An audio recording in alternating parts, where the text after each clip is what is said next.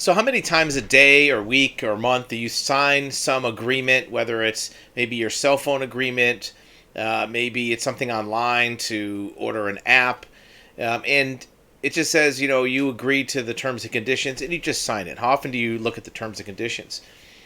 Well, it may be important to take a look at some of the details because there may be things that are creating risk or liability for you that you're not aware of. And we're going to look at one example today. It's not necessarily one that is the only thing to be aware of, but it is something that's an example of the type of liability that you may be taking on every day without knowing it. Remember, we're not attorneys, we're not giving you legal advice. These are just consumer suggestions to be aware of. What you see on the screen comes from a vehicle rental car agreement, car rental, right? Doesn't matter what the rental company is. Most of them have similar terms and conditions. But in this agreement, you'll see it says prohibited use and termination of right to use.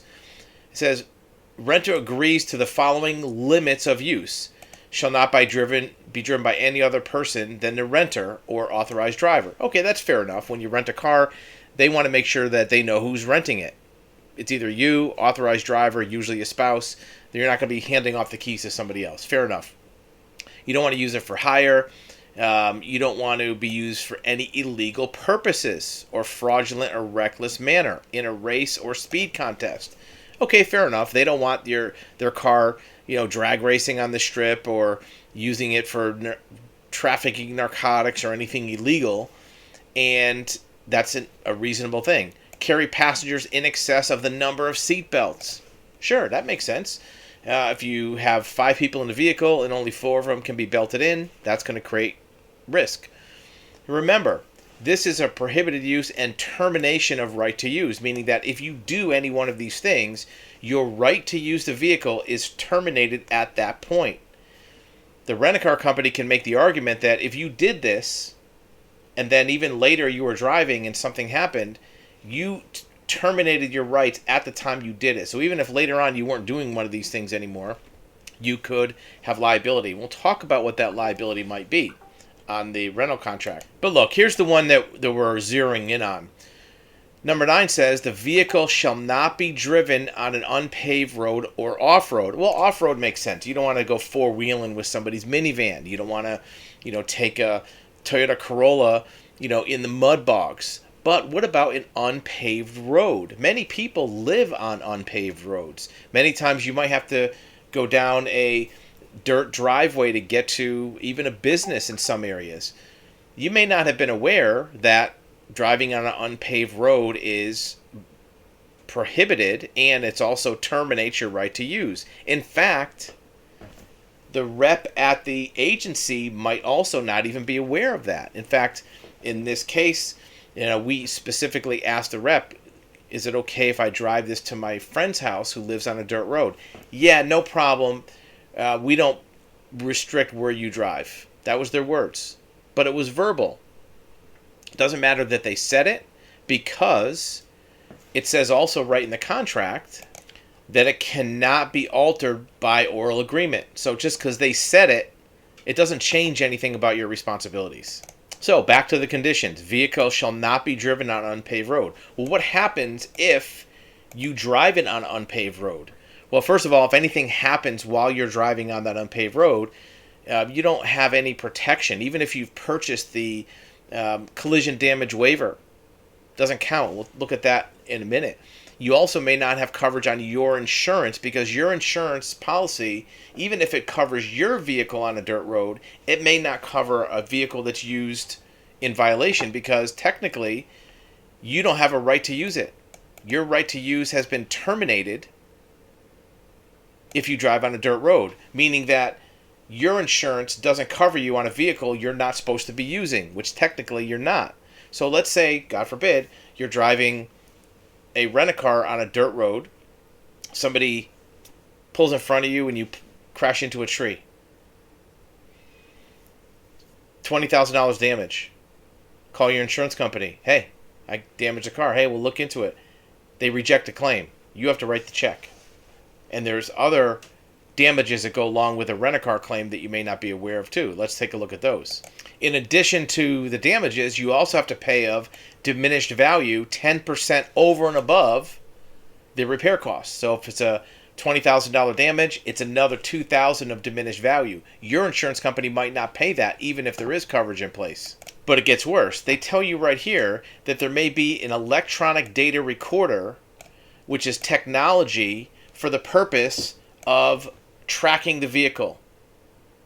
They're going to record the use of that vehicle. So if there's an accident with the vehicle, they can go back and see if you use that vehicle in a prohibited use even before the accident. If you drove it on a dirt road 2 days ago and then it was crashed 2 days later, they might say, accident's on you. You have no insurance, right? Again, these are legal questions. You might want to check with an attorney. But I guarantee you, if something happens, the other party to this contract is going to interpret it to their favor, not to your favor. Did you also know that when you rent a car, you give them a power of attorney, meaning that they can sign your name to get back money from your insurance company, or also to endorse your name or liability claims. So you can be forced by a power of attorney with the rent-a-car company to sign your name to take liability from them and put it into your name. And once again, here we have the paved road clause. You can buy a damage waiver, which absolves you of any liability, but it will be invalidated if you use it on an unpaved road or off-road. And all the other things. If you're in a criminal act, racing, towing, pushing, that kind of thing, it's not valid. Also, to transport chemicals, corrosives, or hazardous materials. What if you get gas in a gas can in the back of your car? Does that invalidate it? Maybe something to look into. You also need to return the original keys and owner's key tag identifying vehicle. You know, when you rent a car, there's a key and there's a little paper tag that says 2020 Honda Civic, whatever it is. If you don't return that and you fail to return that key, well, guess what? According to this, invalid. Not just the key, but the key tag. So what can they do if they think you owe money? Well, if a credit card or debit card is presented as a means of payment, which obviously it is, the renter authorizes owner to bang that card for any billing that you refuse to make payment on. If the owner initiates a charge that is dishonored, the renter authorizes the owner to initiate a charge without further authorization. So they can go behind your back and charge a credit card for anything that they say that you owe money for, which are all these things: expenses, taxes, fees, late charges, many, many other types of fees. Look, this is not an indictment of any one particular rent-a-car company. This is designed to give you an idea of what you're signing up for. Many times when you're just signing that authorized agreement, or I agree to these terms and conditions, without knowing what's in the terms and conditions, you might be setting yourself up for failure. What happens if you have a $50,000 car, rent-a-car, which many cars are worth $50,000 these days, and it gets stolen? Somebody steals the car. If you don't adhere to all these terms, didn't drive on a dirt road, you have the key, you have the tag, you didn't leave it unlocked, you might be on the hook to write a check for $50,000 because the rent-a-car company is going to want their money. Your insurance company might not pay it. In addition, you might be liable for what's called loss of use. Many rent-a-car companies have in their contract a term that is, if that car is not available for them to rent out, let's say you pay $80 a day for a rent-a-car, and it is unavailable for, let's say, 40 days. Okay? Well, $80 a day for 40 days, that's more than $3,000, tacked on top of everything else. Your insurance company may not pay for that, or they might consider it excessive. If your insurance company pushes back or disputes it, the rent-a-car company is not going to try to negotiate with them. They're just going to say, well, fine, then you pay it. You deal with your insurance company. So be aware when you sign terms and conditions, it's going to be in the favor of the vendor that's providing the contract, which, again, we're not disparaging any one particular company.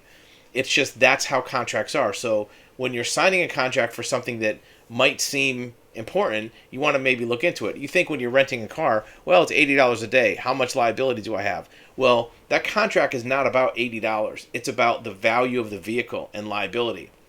You may think you have insurance for it, but there's a lot of things that can exclude you from coverage on your insurance.